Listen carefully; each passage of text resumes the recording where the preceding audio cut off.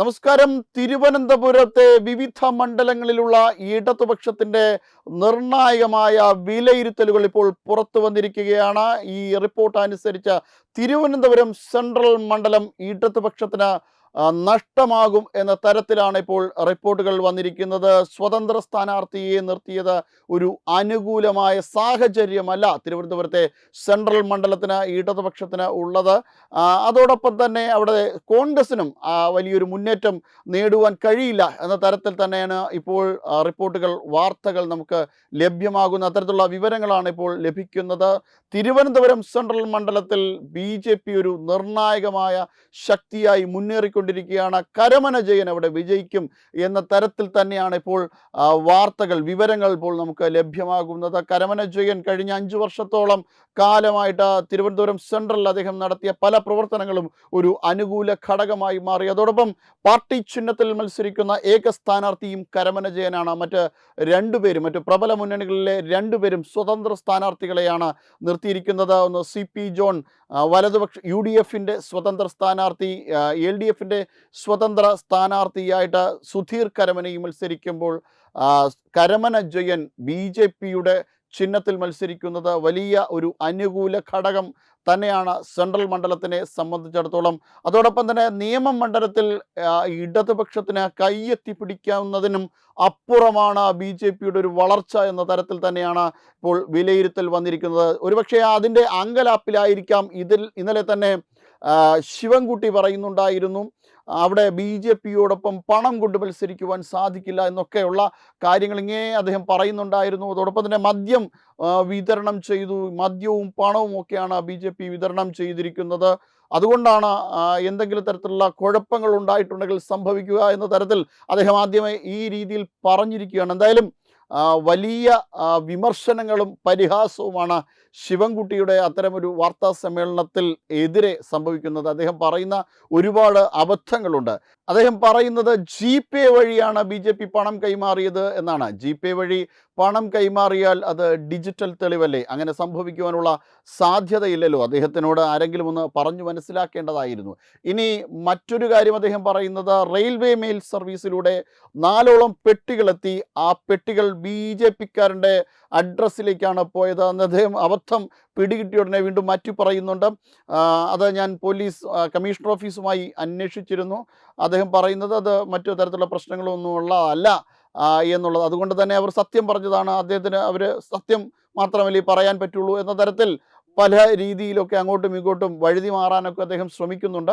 ആ ഒരു രീതിയിൽ വളരെയധികം വൈറലായിരിക്കുകയാണ് അദ്ദേഹം എന്ന് പറയുന്നത്. ഇപ്പോൾ എയറിലായിരിക്കുകയാണ് എന്ന് തന്നെ പറയാം. അത്തരത്തിൽ പരിഹാസ്യമായി കൂടി മാറിയിരിക്കുകയാണ് നിയമമണ്ഡലത്തിലെ LDFിൻ്റെ സ്ഥാനാർത്ഥി. അതേസമയം BJPയുടെ സ്ഥാനാർത്ഥിയാകട്ടെ, BJPയുടെ രാജീവ് ചന്ദ്രശേഖർ ആകട്ടെ വലിയ രീതിയിൽ മുന്നേറ്റം നടത്തിക്കൊണ്ടിരിക്കുന്നു എന്ന തരത്തിലാണ് നമുക്ക് ഇപ്പോൾ റിപ്പോർട്ടുകൾ ലഭ്യമാകുന്നത്. അതോടൊപ്പം തന്നെ ആറ്റിങ്ങൽ മണ്ഡലത്തിൽ അഡ്വക്കേറ്റ് പി സുധീർ അവിടെ വിജയിക്കും എന്നാണ് CPMൻ്റെയും ഇൻ്റലിജൻസിൻ്റെയും അടക്കം വിവരങ്ങൾ എന്നാണ് നമുക്ക് വാർത്തകൾ ലഭ്യമാകുന്നത്. എന്തായാലും അഡ്വക്കേറ്റ് പി സുധീർ ആറ്റിങ്ങലിൽ വിജയിക്കും എന്ന തരത്തിൽ നമുക്ക് വിവരങ്ങൾ ലഭ്യമാകുന്നുണ്ട്. ആറ്റിങ്ങലിൽ ഇടതുപക്ഷത്തിനെ സംബന്ധിച്ചിടത്തോളം OS അംബികയാണ് മത്സരിക്കുന്നത്.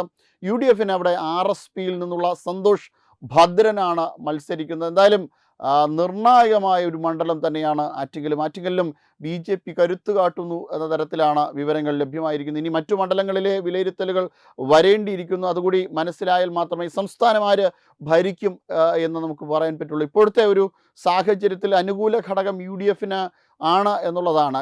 കാരണം രാവിലെ തന്നെ കുതിച്ചു പാഞ്ഞ വോട്ടർമാർ ബൂത്തുകളിലേക്ക് എത്തുന്നത് ഒരു സൂചനയുടെ ഭാഗമായിട്ടാണ്. വലിയൊരു ആൻറ്റി ഇൻകുബൻസി ഫാക്ടർ ഇവിടെ നിലനിൽക്കുന്നുണ്ട് എന്നതാണ് അതിൽ ഏറ്റവും പ്രധാനപ്പെട്ട വശം എന്നാണ് നിരീക്ഷകർ അടക്കമുള്ള ആൾക്കാർ പറയുന്നത്. പക്ഷേ അപ്പോഴും തിരുവനന്തപുരത്തിൻ്റെയും പല മണ്ഡലങ്ങളിലും BJP നിർണായകമായ ഒരു പോരാട്ടം നടത്തും. അതോടൊപ്പം തന്നെ കേരളത്തിൻ്റെ പല ഭാഗങ്ങളിലും BJP ഇത്തരത്തിലുള്ള പോരാട്ടങ്ങൾ നടത്തുമ്പോൾ ഇപ്പോൾ തന്നെ ഏകദേശം 40 സീറ്റുകളോളം BJP 2ാം സ്ഥാനത്താണ്.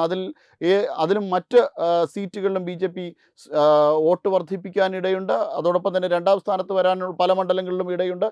വളരെ നിർണായകമായ ശക്തിയായി, ഒരു കറുത്ത കുതിരയായി BJP മാറുന്നു എന്ന തരത്തിലാണ് നമുക്കിപ്പോൾ റിപ്പോർട്ടുകൾ ലഭ്യമാകുന്നത്. അങ്ങനെ ഒരു വിലയിരുത്തലുകൾ നടക്കുമ്പോൾ യഥാർത്ഥത്തിൽ സംഭവിക്കേണ്ടത് ഒരു ആൻറ്റി ഇൻകുംബൻസി ഫാക്ടർ രണ്ടായിട്ട് വേർപിരിയുമ്പോൾ അതിൻ്റെ ഒരു അഡ്വാൻറ്റേജ് ഇടതുപക്ഷത്തിന് ലഭിക്കേണ്ടതല്ലേ എന്നായിരിക്കും പലരുടെയും സംശയം. പക്ഷേ LDFിൻ്റെ ഹിന്ദു വോട്ട് ബാങ്കുകളിൽ നിന്നാണ് പ്രധാനമായും BJPയിലേക്ക് ചോർച്ച സംഭവിച്ചിരിക്കുന്നത് എന്നത്. അതുകൊണ്ട് തന്നെ ഇടതുപക്ഷത്തിനൊരു കനത്ത തിരിച്ചടി തന്നെയായിരിക്കും ഈ തെരഞ്ഞെടുപ്പ് എന്ന് തന്നെയാണ് ഇപ്പോൾ വിലയിരുത്തലുകൾ വരുന്നത്. എന്തായാലും വലിയ ഒരു നിർണായകമായ മാറ്റം തന്നെ സംസ്ഥാനത്ത് സംഭവിക്കുമെന്ന് ഏറെക്കുറെ ഉറപ്പായിരിക്കുകയാണ്. ഈ തെരഞ്ഞെടുപ്പോടുകൂടി ചരിത്രം തന്നെ തിരുത്തിക്കുറിക്കും.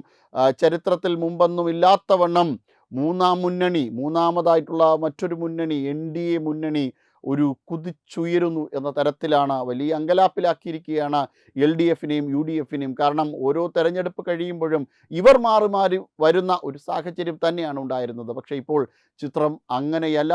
NDA മുന്നേറ്റം തുടർന്നുകൊണ്ടേയിരിക്കുകയാണ്. ഇനി അടുത്ത തിരഞ്ഞെടുപ്പുകളാവുമ്പോഴേക്കും NDAയും ഇന്ത്യയും മാത്രമേ ഉണ്ടാകുകയുള്ളൂ എന്ന തരത്തിലാണ് രാജീവ് ചന്ദ്രശേഖർ പറയുന്നത്. പൊതുജനത്തിൻ്റെയും അഭിപ്രായം അത്തരത്തിൽ തന്നെയാണ്. പക്ഷേ FCRA പോലുള്ള നിർണായകമായ വിഷയങ്ങൾ ഉണ്ടാകുന്നു. അത്തരം വിഷയങ്ങൾ ഉണ്ടാകുമ്പോൾ തന്നെ ക്രിസ്ത്യൻ ന്യൂനപക്ഷം BJPയോട് അരക്കിട്ടുറപ്പിച്ച് ഒട്ടിച്ചേർന്ന് നിൽക്കുകയാണ്. അതായത് ഒട്ടിച്ചേർന്ന് നിൽക്കുന്നത് എന്ന് പറയുമ്പോൾ അത് നെഗറ്റീവായ ഒരു അർത്ഥത്തിലല്ല, BJPയോടൊപ്പം ഉറച്ചു നിൽക്കുന്നു എന്ന തരത്തിൽ തന്നെയാണ് നമുക്ക്. അപ്പോൾ ആ ഒരു രീതിയിൽ BJPയോടൊപ്പം ഉറച്ചു നിൽക്കുന്നത് കൊണ്ട് തന്നെ പല കോട്ടകളും ഈ തെരഞ്ഞെടുപ്പിൽ ആടി ഉലയും. കപ്പിത്താൻ പോലും ആടി ഉലയും എന്ന തരത്തിൽ തന്നെയാണ് നമുക്ക് ലഭിക്കുന്ന വിവരം. എന്തായാലും BJP കേരളത്തിൽ ഉടനീളം അക്കൗണ്ടുകൾ തുറക്കുവാനുള്ള സാധ്യതകൾ ആണ് ഇപ്പോൾ കളമൊരുങ്ങിയിരിക്കുന്നത്. ശോഭാ സുരേന്ദ്രനെതിരെ പാർട്ടിക്കാരെ പോലും ഉപയോഗിച്ചുകൊണ്ട് ശക്തമായ വെല്ലുവിളി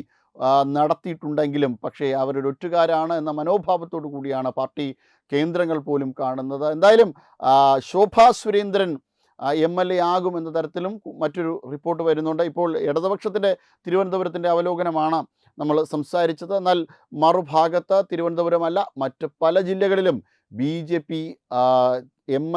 MLA മാർ ഉണ്ടാകും എന്ന തരത്തിൽ തന്നെയാണ് ഇപ്പോൾ റിപ്പോർട്ടുകൾ ലഭിക്കുന്നത്. എന്തായാലും ഒട്ടും ആശാസ്യകരമായ ഒരു സാഹചര്യമല്ല. ഇടതുപക്ഷത്തിന് കനൽ ഒരു തരിമതി, ആ കനൽ പോലും അവസാനിക്കുന്നു എന്നാണ് നമുക്ക് ലഭ്യമാകുന്ന വിവരം. അതുതന്നെ സാധാരണഗതിയിൽ സംഭവിക്കുന്നതിൽ നിന്ന് വ്യത്യസ്തമായ ഒരു സാഹചര്യത്തിലാണ്. ആദ്യം വിചാരിച്ചിരുന്നത് ഇടതുപക്ഷത്തിനൊരു തുടർഭരണം ലഭിക്കും എന്ന തരത്തിലാണ്. പക്ഷേ കാര്യങ്ങളൊക്കെയും കീഴ്മേൽ മറിയുന്നു എന്നതാണ് ഇപ്പോൾ ലഭ്യമാകുന്ന ആ ഒരു ചിത്രത്തിൽ നമുക്ക് മനസ്സിലാക്കുവാൻ കഴിയുന്നത്. സാധാരണഗതിയിൽ ഇങ്ങനെയൊക്കെ സംഭവിച്ചു കഴിഞ്ഞാൽ ഒരു തുടർഭരണം, അതിൽ വോട്ടിംഗ് പാറ്റേണിൻ്റെ ഒരു സാഹചര്യം ഒഴിച്ചു നിർത്തിയാൽ ഇത്തരമൊരു സാഹചര്യത്തിൽ ഒരു തുടർഭരണമായിരുന്നു വരേണ്ടിയിരുന്നത്. പക്ഷേ അങ്ങനെയല്ല. ഈ നമുക്ക് ഇപ്പോൾ മനസ്സിലാക്കാൻ കഴിയുന്നത് ജനങ്ങളുടെ വോട്ടിംഗ് പാറ്റേണിൽ തന്നെ കാര്യമായ രീതിയിലുള്ളൊരു വ്യതിയാനം സംഭവിച്ചിട്ടുണ്ട്. തിരുവനന്തപുരം സെൻട്രൽ മണ്ഡലത്തിൽ മാത്രം SIRൽ നിന്ന് 40,000-ലധികം വോട്ടാണ് നഷ്ടപ്പെട്ടത് എന്നുള്ള വിവരങ്ങൾ കൂടി ലഭ്യമാകുന്നുണ്ട്. എന്തായാലും ഇത് ഒരു വലിയ മാറ്റത്തിന് തന്നെയായിരിക്കും നാന്ദി കുറിച്ചിരിക്കുന്നത്, തുടക്കം കുറിച്ചിരിക്കുന്നത്. എന്തായാലും തിരുവനന്തപുരത്തെ പല മണ്ഡലങ്ങളിലും BJP വിജയിക്കും എന്ന തരത്തിൽ തന്നെയാണ് വിലയിരുത്തലുകൾ, അതും പാർട്ടി കേന്ദ്രങ്ങളിൽ നിന്നുള്ള വിലയിരുത്തലുകളിൽ നിന്ന് നമുക്ക് മനസ്സിലാക്കാൻ കഴിയുന്നത്. Web desk Tattvamayi news. HIV അണുബാധ സന്തോഷപൂർണമായ ഒരു ജീവിതത്തിന് തടസ്സമല്ല. HIV അണുബാധയ്ക്ക് ഫലപ്രദമായ ചികിത്സ ഇന്ന് ലഭ്യമാണ്. ഇതിന് യഥാസമയം അണുബാധ കണ്ടെത്തുന്നതും കാലേക്കൂട്ടി ചികിത്സ നടത്തേണ്ടതും അത്യാവശ്യമാണ്. സൗജന്യമായ ചികിത്സയും മാർഗനിർദ്ദേശങ്ങളും സർക്കാർ ആശുപത്രികളിലെ ART അഥവാ ഉഷസ് കേന്ദ്രങ്ങളിൽ ലഭ്യമാണ്.